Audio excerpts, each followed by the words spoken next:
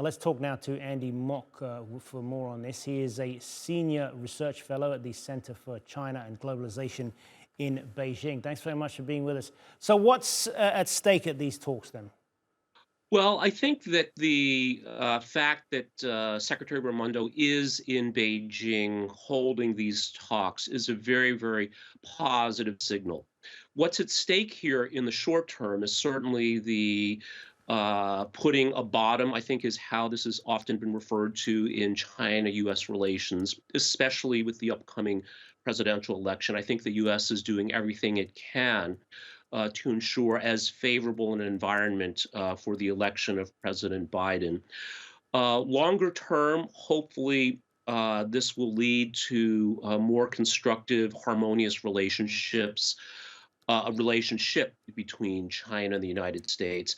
However, we have to recognize also that while the U.S., on the one hand, says it wants a better relationship with China, it is also undermining this through some of its behaviors, including these technology sanctions and provocative actions regarding Taiwan. So, again, I think what's at stake here is there's quite a lot for the bilateral relationship for the world.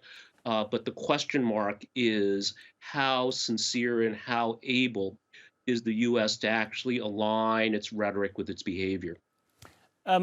Let's talk a little bit more about this bilateral relationship then, because trade between these two economic powers has fallen considerably over the last few years. They are no longer each other's biggest trading partners.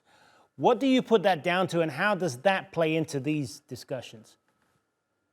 Well, I think there's two factors at work here. So clearly, the United States, on the one hand, has talked about decoupling slash de-risking, and there have been political initiatives, including the several recent the CHIPS Act, the so-called Inflation Reduction Act, to reshore, friendshore. So that certainly is a factor.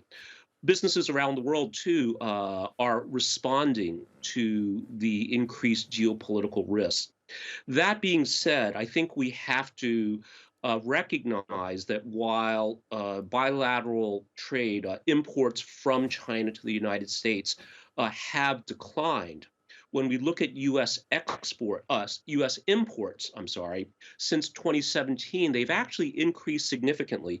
A lot of them are now coming from places like Mexico. And I think a more complete understanding is that the U.S. is just as reliant on China, but many of these goods are being rerouted through third countries like Mexico, Vietnam, et cetera. And one way we can see this is we look at Chinese exports to Mexico, which have increased dramatically, while U.S. imports from around the world continue to increase as well. Good to talk to you, Andy Mock. Thanks for being with us.